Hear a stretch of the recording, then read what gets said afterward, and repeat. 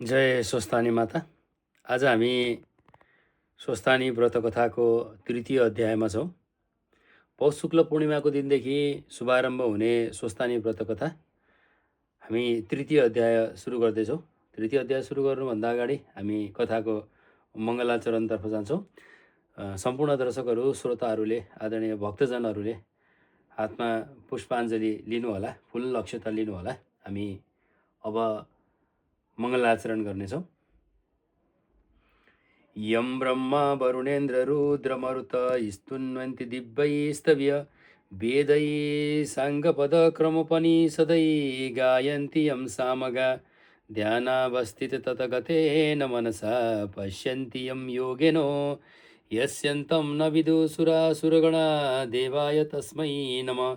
श्रीमच्चन्दनचर्चितो ज्वलवपु शुक्लाम्बरा मल्लिका मालालङ्कृतकुण्डला प्रविलसन्मुक्तावली शोभिता सर्वज्ञाननिधानपुस्तककरा रुद्राक्षमालाकरा वाग्देवी वदनाम्बुजे वसतु मे त्रैलोक्यमाता चिरं। मुखं करोति वाचालं पङ्गुं लङ्घयेते गिरिं यत्कृपातुतहं वन्दे परमानन्दमाधवं। नमो भगवते तस्मै व्यासाय मिततेजसे यस्य प्रसाद्यक्षामि नारायणं कथामिमं। नारायणं नमस्कृत्य नरं चैव नरोत्तमं देवीं सरस्वती व्यासं ततो जयमुदीरयत्। नमस्तेस्तु जगन्माता स्वस्थानी सर्वमङ्गले तव प्रसादात् देवेशी कथा पूर्ण भवेन् मम। ओम स्वस्थानी देव्यो नमः। ओम स्वस्थानी देव्यो नमः। हामी तेस्रो अध्यायतर्फ जाँदैछौँ। अथ तृतीयो अध्याय। हे अगस्त्यमुनि, यो कुरा विस्तृत छ, तिमीलाई संक्षेपले मात्र कहन्छु सुन। यस्तै तरहले दक्ष प्रजापतिकी स्त्री बिरणीका गर्भदेखि 33 कोटी कन्या जन्मे। 33 कोटी कन्यालाई दक्ष प्रजापतिकी बिरणी स्त्रीले यथा योग्यले पालन पोषण गरी हुर्काइन्। अगस्त्य मुनि फेरि सोद्धछन्, हे कुमारजी, दक्ष प्रजापतिका 33 कोटी कन्या देवताहरूले कस्ता तरहले विवाह गरे त्यो आज्ञा गर्नुहोस् भन्दा कुमार आज्ञा गर्दछन्। हे अगस्त्य मुनि, स्वर्गका सम्पूर्ण देवता, ऋषि, यक्ष, गन्धर्व, किन्नर, अष्ट, वसु, 10 दिक्पाल आदि समस्त गणहरू बसी सभा गरिरहँदा हामीहरूका स्त्री छैनन्। दक्ष प्रजापतिका 33 कोटी कन्या छन्। विवाह गरौ कन्या माग्न दक्ष प्रजापतिका कसलाई पठाऊ भनी सबैले सल्लाह गरी नारद ऋषिलाई भने, हे नारद मुनि, तिमी दक्ष प्रजापति कहाँ गई उनका कन्या हामीलाई दिन्छन् कि दिँदैनन् मागी आऊ भन्दा हुन्छ भनी नारद मुनि दक्ष प्रजापतिका घर गए।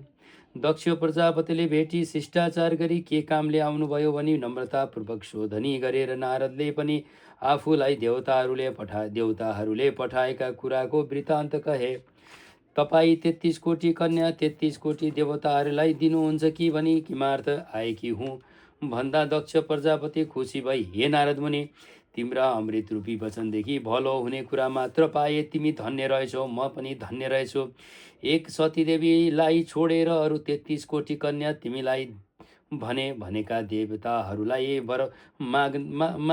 वरदान गरिदिए, बोलिदिए। सतीदेवी नदिएको किन हो भने मेरा छोरा छैनन्, सम्पत्तिको रक्षा को गरिदेला भनी नदिएको हुँ। अब तिमी देवताहरूसित गई विवाहको दिन लग्न ठर्याई पठाऊ भनी नारदजीलाई यथोचित पूजा गरी विदा गरिदिए।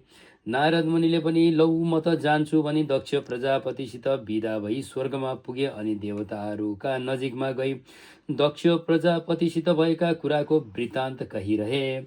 सती देवी बाहेक दक्ष प्रजापतिले 33 कोटी कन्या 33 कोटी देवतालाई दिए। अब विवाहको दिन ठहराई पठाऊ भने यति नारद मुनिले भनेको सुनि देवताहरू खुसी भई धन्य नारद मुनि भनी विवाहको दिन ठहराई सबै सामग्री तयार पारी दक्ष प्रजापतिका घर गए।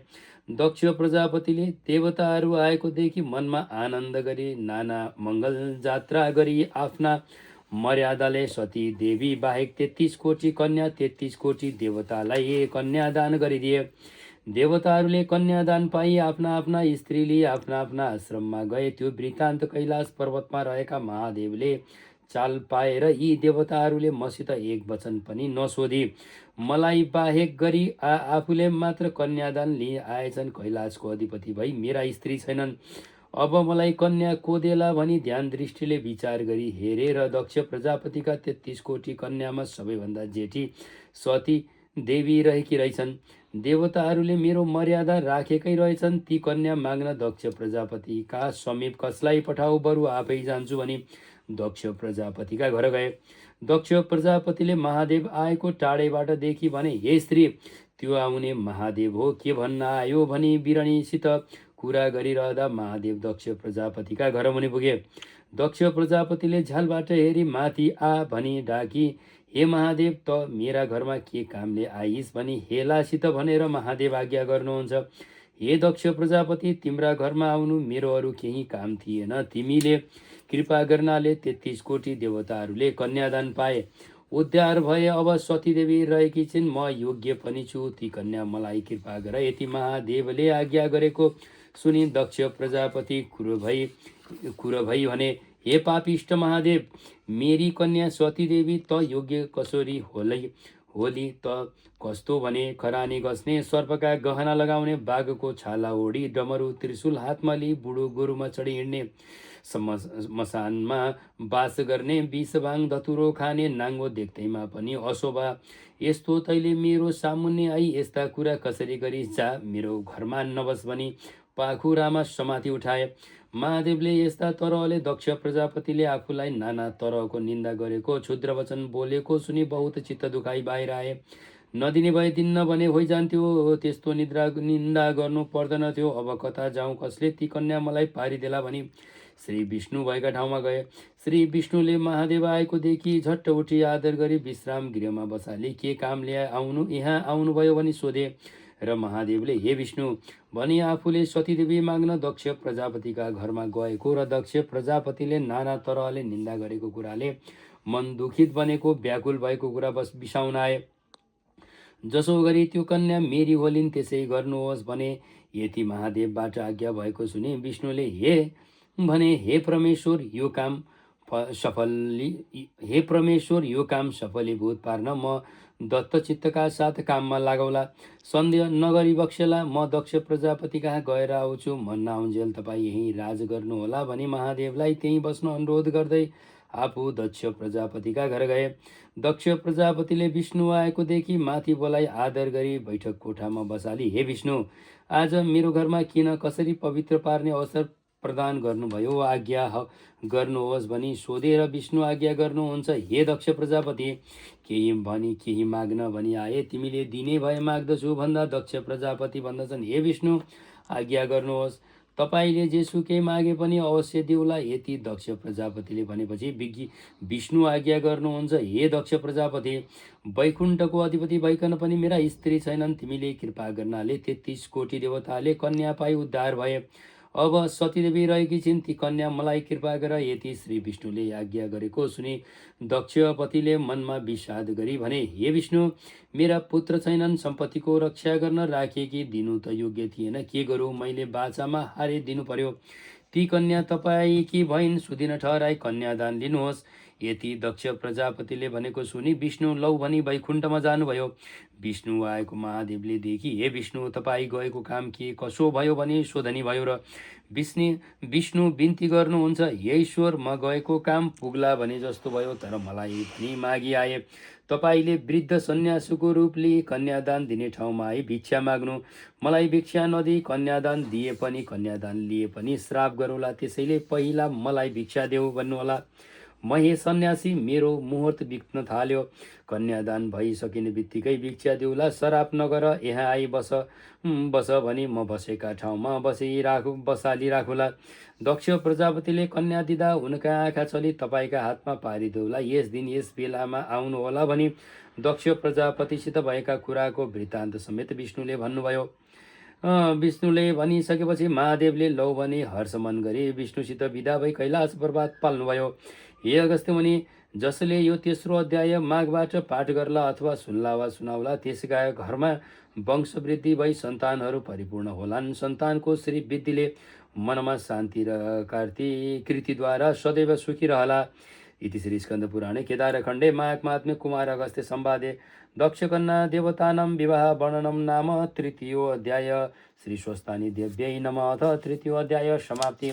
अब हामी भर्खरै तृतीय अध्याय समाप्त गरेका छौँ। अब समाप्तिसँगै हामी पुनः स्वस्तानी समाप्तिमा गरिने मङ्गलाचरण हामी पाठ गर्नेछौँ।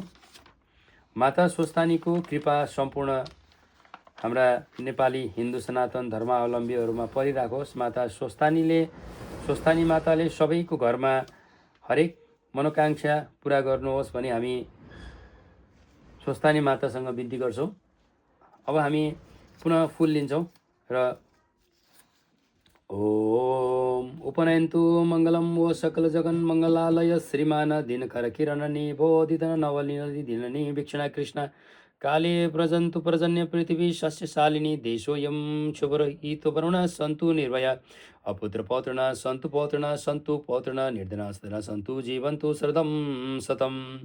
तत्रैव गङ्गा यमुना च तत्र गोदावरी सिन्धुः सरस्वती च तीर्थानि सर्वाणि वसन्ति तत्र यत्र अच्युतद्वारकथा प्रसङ्ग या कुन्देन्दु तुषारहार धवला या शुभ्रप्रस्तावृता या वीणा वरदण्डमण्डितकरा या श्वेत पद्मासना या ब्रह्माच्युतशङ्कर प्रभृतिभिर्दैवै सदा वन्दिता श्यामं पातु सरस्वती भगवती निःशेष्य जाड्योपहा कायेन वाचा मनसेन्द्रियर्वा बुद्ध्यात्मना वा प्रकृति स्वभावात् करोमि यद्यत् सकलं परस्मै नारायणायेति समर्पये तत्।